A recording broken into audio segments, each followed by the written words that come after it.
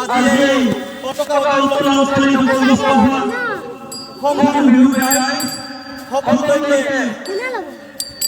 অসমীয়া নৱবৰ্ষ আৰু অসমীয়াৰ হিয়াৰ আমঠু ৰঙালী বিহুৰ হিয়াভৰা শুভেচ্ছা জ্ঞাপন কৰিছোঁ।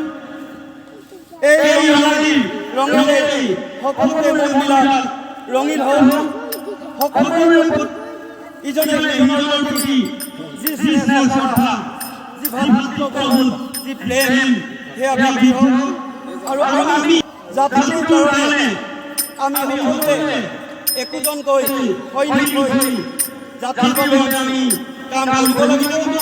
যাই কি নহওক আমি এই নৱবিদ্যালয় শান্তিকেন্দ্ৰলৈ তৃতীয়খন ৰঙালী বিহু উদযাপন কৰিবৰ বাবে আগবাঢ়িছোঁ আৰু ইয়াত বহু কুটিমাটি ৰৈ যাব পাৰে, সেইটো স্বাভাৱিক। কিন্তু আমি তাৰ এজেণ্ট নহয়। গতিকে এই কাৰ্যসূচী আৰম্ভণিতে যদি এই অনুষ্ঠানটো আৰম্ভ কৰিবলৈ যাওঁতে আমাকে সম্পাদকৰ এজন গুৰু দায়িত্ব আপোনালোকে অৰ্পণি অনুষ্ঠান আগবঢ়াইছিলে আৰু আমাৰ শুভাগীত নিৰূপিত কৰি আমিও আৰু নিষ্ঠাৰে সকলোখিনি কাম সম্পাদনা কৰি যাবৰ বাবে চেষ্টা কৰিছিলোঁ। মই প্ৰথমে কৈছোঁ, যদি ক'ৰবাত ভুল কৰি ৰৈ গৈছে এই অনুষ্ঠানৰ আৰম্ভণিতে সকলোকে মই নিজৰ শুভাকাংক্ষী হিচাপে, নিজৰ পুত্ৰ হিচাপে, নিজৰ ভাতৃ হিচাপে, নিজৰ বন্ধু হিচাপে ক্ষমা কৰিলোঁ। যিসকল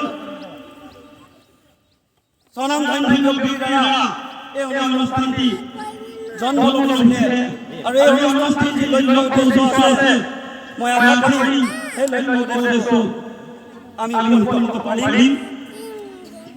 আজি আমি যিসকল ব্যক্তিক দায়িত্ব দি এই অনুষ্ঠানলৈ আহ্বান কৰিছিলোঁ, দায়িত্ব পালন কৰি আমাৰ অনুষ্ঠানত উপস্থিত হৈছে।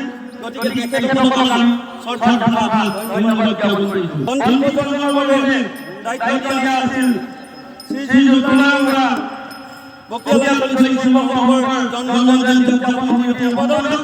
তেখেতক আমি আগবাঢ়ি বন্তি প্ৰজন্মৰ কাৰ্যসূচীত অংশগ্ৰহণ কৰি অনুৰোধ জনাইছোঁ। তেখেতক এখন উদযাপন সভাপতি সম্বোধন বাবে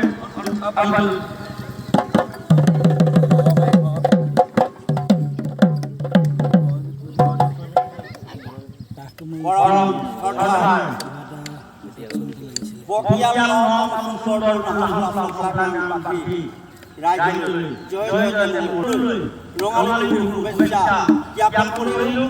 আমি আপোনালোকে যি গধুৰ দায়িত্ব পালন কৰি অৱদান দিছে, আমি আপোনালোকৰ আজ্ঞা পালন কৰি বন্তি গছৰ জয় জয় জয় প্ৰদান কৰিবলৈ আগবাঢ়িছোঁ। প্ৰভাৱিত হ'ব পাৰে সমস্ত প্ৰাৰ্থনী আপোনালোকে মৰিজন কৰিব।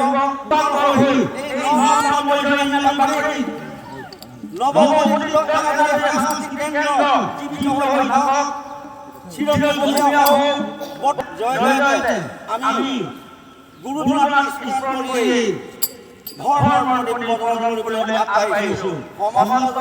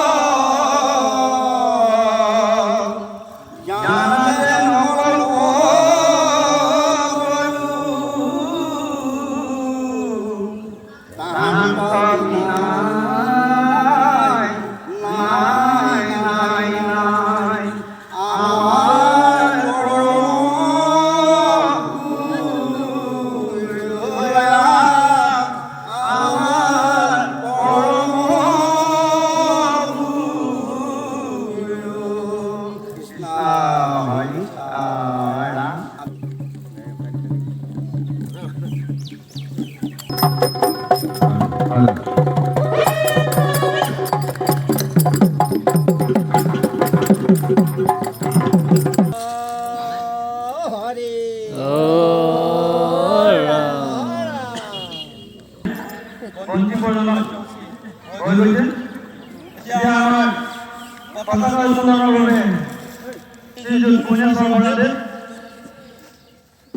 তেখেতক আগবাঢ়ি আহিব অনুৰোধ জনাইছোঁ। তেখেতক এখন প্ৰণাম গামোচাৰে সম্বৰ্ধনা জনাবৰ বাবে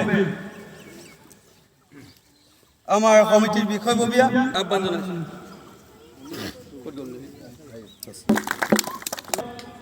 শ্ৰীযুত ভৰেণ গগৈদেৱ তেখেতকো আমি আগবাঢ়ি আহিবৰ বাবে অনুৰোধ জনাইছোঁ আৰু লগে লগে তেখেতক এখন প্ৰণাম গামোচাৰে সম্বৰ্ধনা জনাবৰ বাবে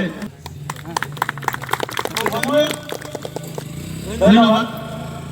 যিহেতু সময়ৰ প্ৰতি লক্ষ্য ৰাখি আৰু লগতে যিজন ব্যক্তি আজি আমাৰ পতাকা উত্তোলন কৰিব আৰু তেখেতে এই অনুষ্ঠানটোৰ প্ৰতি যি শ্ৰদ্ধা আৰু যি স্নেহ আৰু তেখেতৰ যি ত্যাগ সেইখিনি সকলোৱে জানে।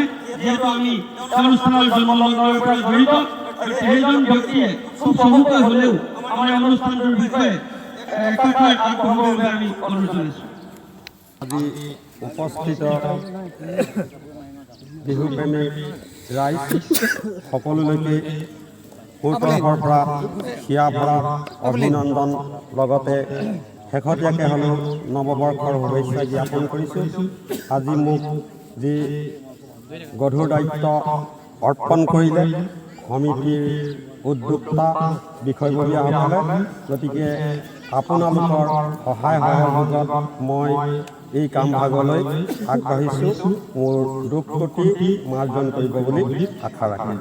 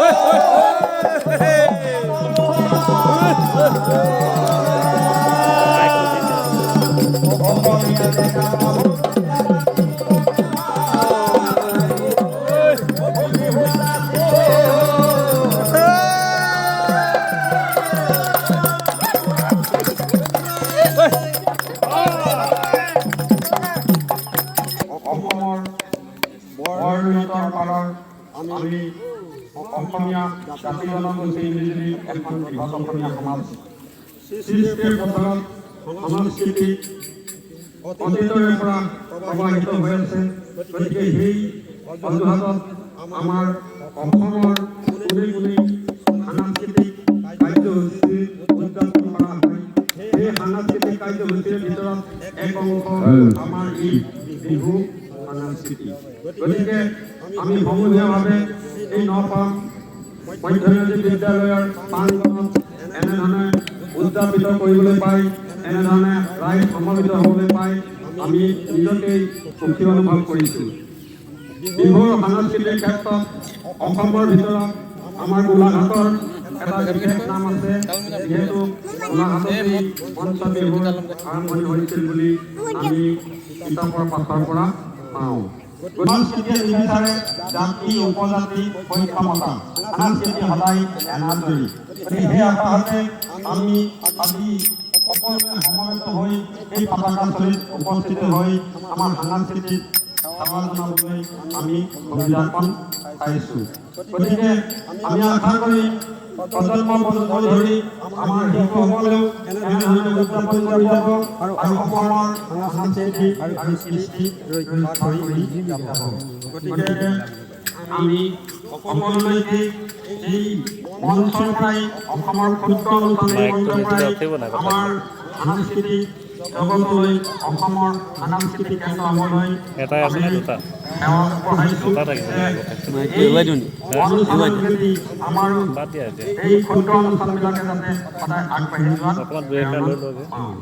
গতিকে আমি আজি উদ্যোক্তাসকলে আমাৰ থলুৱা অঞ্চলত যিধৰণে বহু কষ্ট কৰি ৰাইজক সমবেত কৰি বিহু উদযাপন কৰিবলৈ একত্ৰিত কৰি এই কাৰ্যভাগ অনুষ্ঠিত কৰাৰ বাবে উদ্যোক্তাসকলক কৃতজ্ঞতা জ্ঞাপন কৰিছোঁ।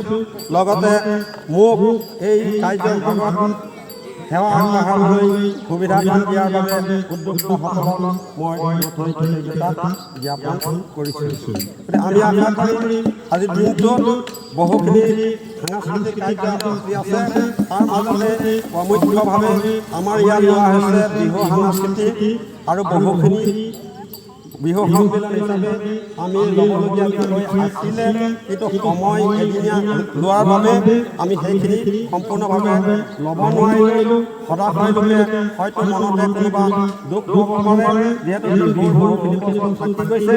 সেই দুখবিলাক মাৰ্জনা কৰিব বুলিও আজি পতাকাস্থলীৰ পৰাই সমূহ ৰাজ্যলৈ বিনম্ৰভাৱে অনুৰোধ জনালোঁ। গতিকে ইয়াৰ পাছতে আমি আমাৰ যিবিলাক কাৰ্যসূচী আছে আমাৰ উদ্যোক্তাসকলক সেই কাৰ্যসূচীভাগ সুকলমে সুচাৰুভাৱে আন্তৰিকভাৱে কাৰ্য পৰিচালনা কৰি যাব বুলি মই আশা কৰিছোঁ। আৰু আমাৰ যিহেতু কাৰ্যসূচীৰ মতে আমাৰ কিছু পলমকৈ আমাৰ পতাকা উত্তোলন হ'ল, তাৰ দায়িত্ব যিহেতু মই পতাকা উত্তোলক আছিলোঁ, কোনোবাখিনিত যদি দুখ ক্ৰুটি ৰৈ গৈছে সেই দুখ ক্ৰুটিখিনি ৰাইজে আৰু উদ্যোক্তাসকলে মাৰ্জন কৰিব বুলিও মই অনুৰোধ জনালোঁ। গতিকে সমূহ ৰাইজলৈ নৱোদিত এনাজৰী সাংস্কৃতিক কেন্দ্ৰৰ হৈ সকলো ৰাইজলৈকে কৃতজ্ঞতা জ্ঞাপন কৰিছোঁ। সকলোকে আমাৰ এই কাৰ্যসূচীত যিবিলাক আছে অংশগ্ৰহণ কৰি আমাক সফল কৰিব বুলি আশা ৰাখিছোঁ। আৰু ঠিক তেনেদৰে ৰাতিলৈ আমাৰ যি ভাগ কাৰ্যসূচী আছে উদ্যোক্তাসকলে জনাইছে, সেই ভাগতো আপোনালোকৰ সকলোৰে সহায় সহযোগ আশা কৰিছোঁ। গতিকে সদৌ আমাৰ আজি এই পতাকাস্থলীত উপস্থিত সমূহজন ব্যক্তিলৈ ভণ্টি ভাইটি বয়োজ্যেষ্ঠ সেৱা জনালোঁ। আৰু সকলোৱে আমাৰ কাৰ্যসূচীত নিজস্বভাৱে অংশগ্ৰহণ কৰি আমাৰ দিনটোৰ যিখিনি কাৰ্যসূচী সেই কাৰ্যসূচীত আমাৰ সহায় সহযোগ আশা কৰিলোঁ। গতিকে ইমানখিনিকে কৈ আজি এই পতাকাস্থলীৰে ক'বলগীয়া সমূহ কথাখিনি ইমানকে কৈ মই সকলো ওচৰত প্ৰাৰ্থনা জনাই আমাৰ উদ্যোক্তাসকলৰ কাৰ্যসূচীৰ মংগল কামনা কৰি ইমানতেই সামৰণি মাৰিছোঁ। ধন্যবাদ।